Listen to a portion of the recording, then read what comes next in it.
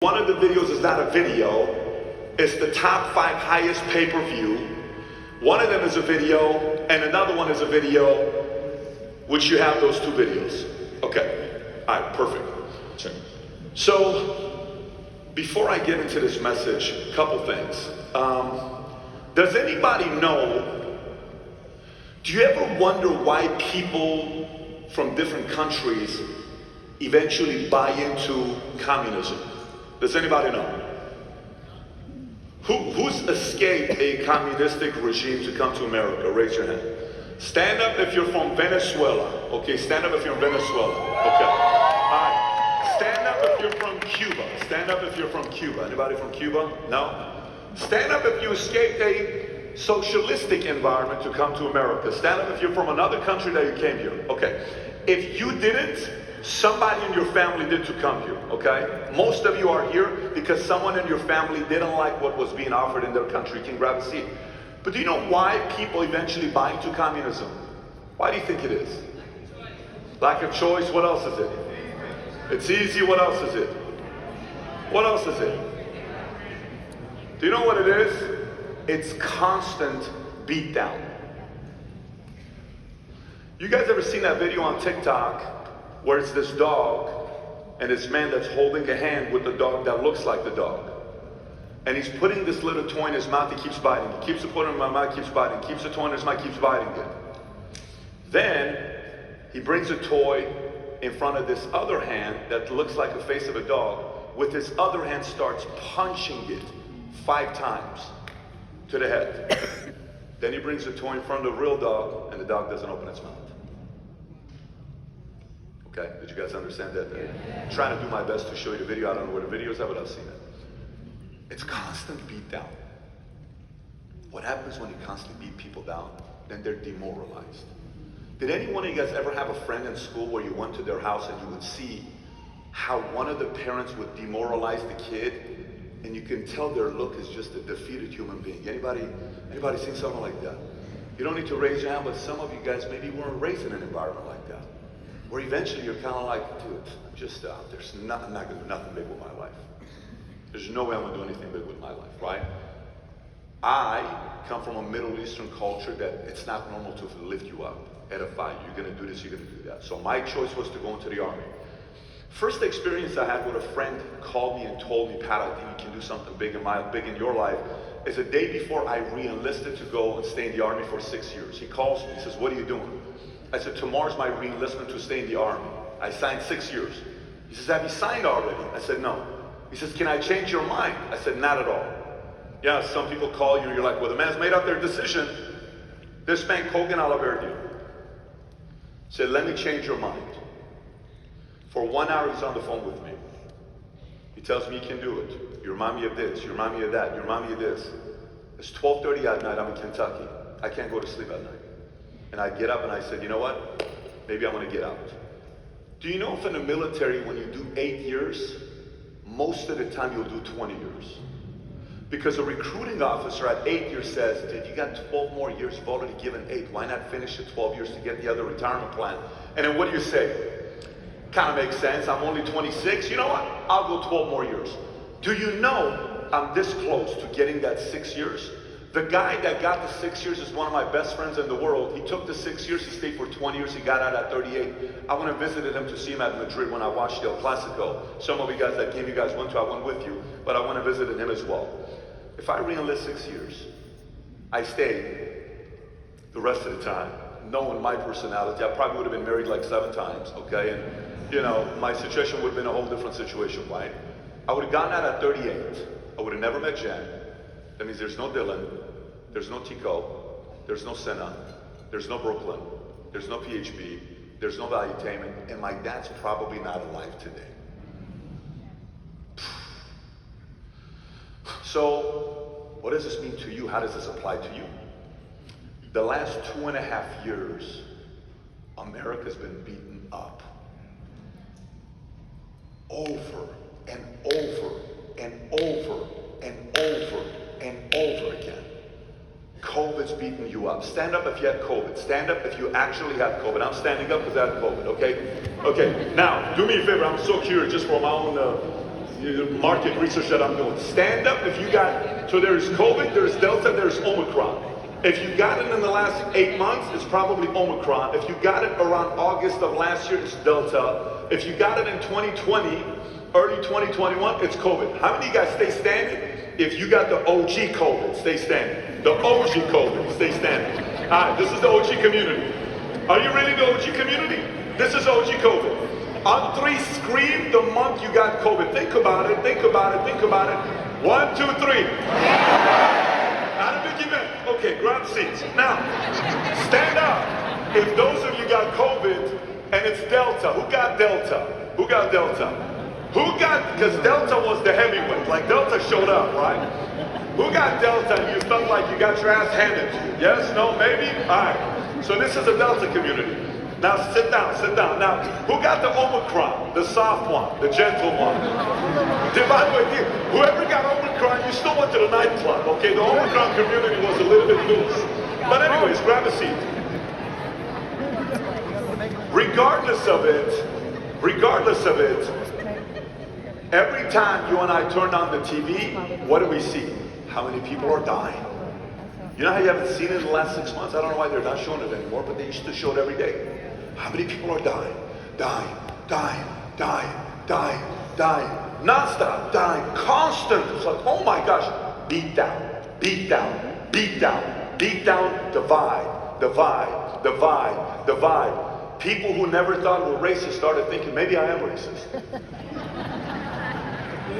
You know what? I don't know. Maybe, because they said so. I heard it a few thousand times. Beat down, beat down, beat down, beat down. Constant beating you down, beating you down. How long can an average human being constantly take that beat down? Over and over and over again. FYI, if you're in this room, there's another half of the people that are not in this room who couldn't survive the beatdown. So make some noise for yourself for making it through the beatdown. You're proud. That ought to give you some confidence. Now, let me continue. So a few other things that happened. When 9/11 took place, we thought World War III is starting. Do you know what happened after 9/11? No one cared if you're white or black. You can't find your kid? I'll come help you. Wait, you're white. You're not supposed to help me. Who said? Dude, I don't care. Where's your kid? I'm coming to help you out. People were signing up in the military for the hell of it, saying, no one does something like this to my country. I'm going to go after the enemy. We were proud Americans. Proud, red, white, and blue. I'm an American. Are you a Republican? No. I'm an American. Are you a Democrat? No. I'm an American. COVID hits, you know what we started saying? COVID hits, people stopped saying I'm an American. I'm a Democrat. I'm a Republican. I'm a this. Bullshit. You're an American first. Enough of this politics stuff. We're Americans first. And I don't care what anybody says. By the way, hear me out. You've been beaten up. But we're the tough ones. This is who we are. It's been like this from day one. If you're an immigrant, if you got a family that came from somewhere to be here, if you're a minority, you're used to it. But your skin's thicker. You have to understand that. At some point you have to question that maybe all of these labels that you and I got is a bunch of lies that you bought into. So eventually you have to say, I don't believe it. No, I'm not believing this. You buy it, I don't believe this. No, my dad used to say, all women are like this. All women are like this, because him and my mom got 2 divorces in 20 years, no joke. Married, Paulette's born. 2 years later, divorce. 1 year later, you're not supposed to get a divorce. Remarry, then I'm born. 14 years later, divorce again. The next time after they got a divorce, when they were in the room together, was a week before I was getting married. And I told them, neither one of you guys are coming to my wedding. They're like, what do you mean? Of course we're coming to your wedding. Who told you? Did you get an invitation? No, because you're not invited. You're our only son we have. I don't care. You're not coming to my wedding. Are you joking with us? I'm 100% serious. You're not coming to my wedding. I love you, but you're not coming to my wedding. I'm very confused. Why? You think I'm going to let you, the first time you haven't seen each other, to see each other at my wedding? It's not going to happen. Do you want to go to the wedding? Of course I do. No problem. This Friday night at my house, you guys are having dinner together, and we're leaving. Oh, no, I'm not doing that. Then you're not coming to the wedding. No, I'm coming to the wedding. I'm not going to do that. No problem. Don't worry about it. Click. You think you're going to come to my wedding and ruin the wedding? No. I'm a unifier in weird ways. So, I know what's going to happen. They're going to call me. I'm the only son they have. That's why I got 2 sons and 2 girls, because if they do that, I can take away. You know what I mean? Like, hey, I have 2 of them screaming on me. So, but they have 1. So they call back. Okay, just for you. But you know I don't want to see him. Okay, just for you. But you know I don't want to see her. They come. Then the dinner. We're sitting in the kitchen. Jennifer, you remember this. We're sitting at the kitchen. I'm like, okay, you guys good? All right, we're out of here. We walk up. Where are you going? I said, I'm telling you, I'm leaving. You guys got to hash it out. You ain't going to do this on my wedding. So I walk out. I close the door. We're walking downstairs in an apartment, and you hear my dad screaming, Patrick! Babe, do you remember how he screamed? Patrick, look at her face. Jennifer, did he scream or no? She was like, come back here! So we're like, what happened? We're good. We're good. I said, great. So, what happens? They go to the wedding. They got the ticket. Bam! They're going to the wedding. But do you know, my dad would say, women. So what I start saying, all women. Men, all men. So finally one day he's saying it, I'm like, Dad, I'm so freaking done. I'm so done. Women this, men this. Do you want me to have a divorce like you had a divorce? Then stop telling me this shit. I don't want to hear it. I'm done. By the way, I don't know if my marriage is going to work out. I don't even know if I'm ever going to get married. But every time you feed me this stuff, I believe it. Stop. You married somebody and didn't work out. That doesn't mean I can't find somebody. Knock it off, I don't want to hear it. We got into a very heated debate. Fight. I leave. Week goes by, he comes up. You guys know my dad's my hero. Right? You guys know my dad's my hero or no? So you have to understand, this is like the man I look up to. So I have to talk to you. What's that? You were right. About what? It's not all women. Sometimes it doesn't work out. Don't let me convince you that all women are like that. I'm like, thank you. Good. I don't want to believe it. I started questioning all of these labels people put over my head. You have a 1 GPA. You're from Middle East. You're from Iran. Your parents got a divorce. You got 31 on your ASVAB. You did this. I don't care. The first time I finished the book cover to cover, I'm not lying to you, 21 years old.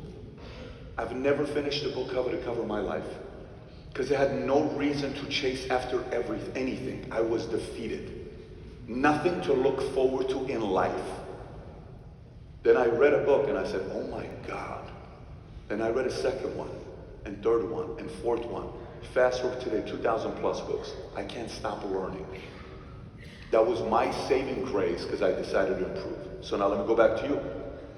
2.5 years. Beaten up. We go to MGM, incredible event. We leave. We go to Million Pound Shop, COVID. MGM, COVID. Big event, COVID. Kickoff, COVID. You're just kind of like walking like this, dude. I don't even know what else to do, and you know, all this other stuff, right? But you know this entire time that they're playing manipulative games? Do you know what happened? Let me tell you what happened. Bullies will get away bullying people, and then somebody shows up. Okay? And then it's kind of like, oh, I can't bully this guy. Why? Just he doesn't look at me like others people look at me. Other people, the way they look at me, I can bully them. I can't bully this guy. Oh, you want to control media? Yeah, no problem. There's this South African guy that's kind of worth $300 billion. He wants to buy 9.2% of Twitter. Oh, okay, no problem. He wants to buy the same amount that Morgan Stanley owns, 9.2. We're okay with that. He, the CEO of Twitter, tweets, we had a great conversation. We invited